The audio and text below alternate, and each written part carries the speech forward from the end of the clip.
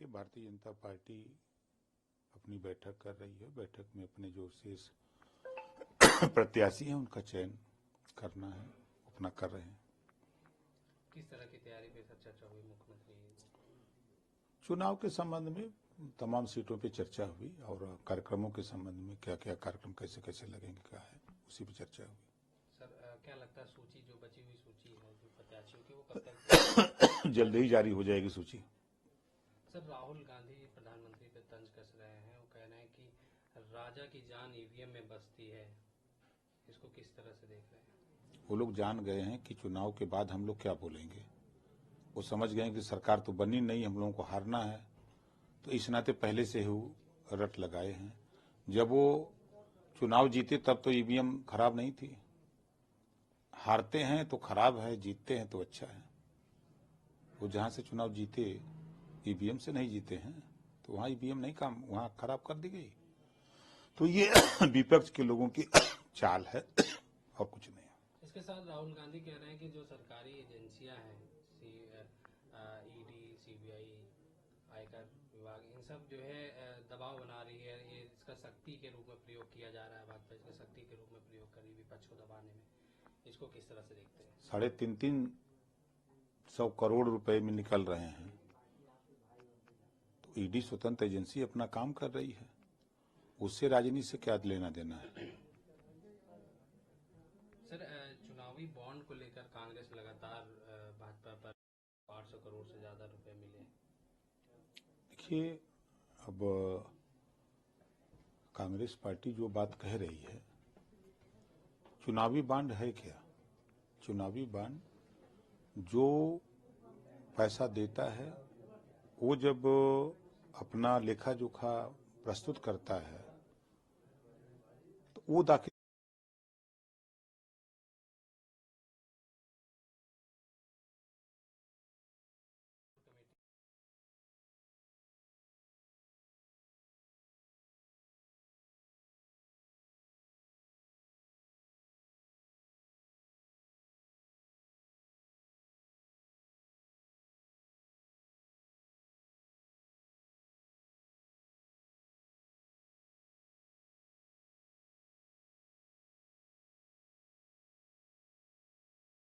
की बैठक है बीजेपी की दिल्ली में, और कल आपने मुख्यमंत्री योगी आदित्यनाथ से मुलाकात भी की है। कुछ बचे हुए प्रत्याशियों की भी सूची आनी है, क्या कुछ चर्चाएं हुई हैं सर, क्या कुछ तैयारियां हैं? कि भारतीय जनता पार्टी अपनी बैठक कर रही है। बैठक में अपने जो शेष प्रत्याशी हैं उनका चयन करना है, अपना कर रहे हैं। किस तरह की तैयारी पे सर चर्चा हुई मुख्यमंत्री?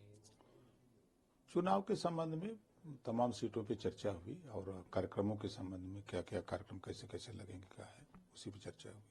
सर क्या लगता है सूची जो बची हुई सूची है जो प्रत्याशियों की वो कब तक जल्द ही जारी हो जाएगी सूची। सर राहुल गांधी प्रधानमंत्री पे तंज कस रहे हैं, वो कह रहे हैं कि राजा की जान ईवीएम में बसती है, इसको किस तरह से देख रहे हैं? वो लोग जान गए हैं कि चुनाव के बाद हम लोग क्या बोलेंगे।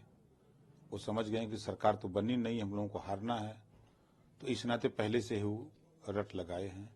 जब वो चुनाव जीते तब तो ईवीएम खराब नहीं थी। हारते हैं तो खराब है, जीतते हैं तो अच्छा है। वो जहां से चुनाव जीते ईवीएम से नहीं जीते हैं, तो वहां ईवीएम नहीं काम, वहां खराब कर दी गई। तो ये विपक्ष के लोगों की चाल है और कुछ नहीं। इसके साथ राहुल गांधी कह रहे हैं कि जो सरकारी एजेंसियां हैं, ईडी, सीबीआई, आयकर विभाग, इन सब जो है दबाव बना रही है। ये इसका शक्ति के रूप में प्रयोग किया जा रहा है, भाजपा इसका शक्ति के रूप में प्रयोग कर रही है विपक्ष को दबाने में। इसको किस तरह से देखते हैं? 350 करोड़ रुपए में निकल रहे हैं, तो ईडी स्वतंत्र एजेंसी अपना काम कर रही है, उससे राजनीति से क्या लेना देना है।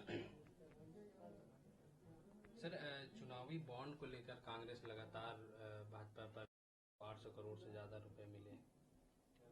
देखिए, अब कांग्रेस पार्टी जो बात कह रही है, चुनावी बांड है क्या? चुनावी बांड जो पैसा देता है वो जब अपना लेखा जोखा प्रस्तुत करता है तो वो दाखिल करता है जो पार्टियों को मिलता है। पार्टी अपना आय व्यय का लेखा जोखा जो प्रस्तुत करते हैं उसमें दाखिल करता है, एक खुलासा होता है। और पार्टियां पहले था कि 1100 ले लिया, सब अपने पास दिखा दिया, 1000 अपने पास रख लिया, तो उस पर रोक लगे, इस नाते लोग परेशान हैं और कोई बात नहीं है। सर, प्रधानमंत्री नरेंद्र मोदी कहते हैं कि ये संयोग देखिए कि इस बार चुनाव के नतीजे 4 जून को आने वाले हैं और पूरा देश कह रहा है कि 400 के पार। सही कह रहे हैं, 4 जून 400 पार तो पहले बता दिए, जब चुनाव आयोग का जिस दिन हुआ उसी दिन प्रधानमंत्री जी सही कह रहे हैं। जनता कह रही है, हम लोग क्या करें। सर, कपिल सिब्बल कह रहे हैं कि पश्चिम बंगाल में 7 चरणों का चुनाव साबित करता है कि चुनाव आयोग सरकार के लंबे हाथ है। विपक्ष के पास कोई काम नहीं है, कोई बात नहीं है, कोई विचार नहीं है, कोई सोच नहीं है, कोई नीति नहीं है, तो वो बस ईवीएम और चुनाव आयोग उनके निगाह में रहे।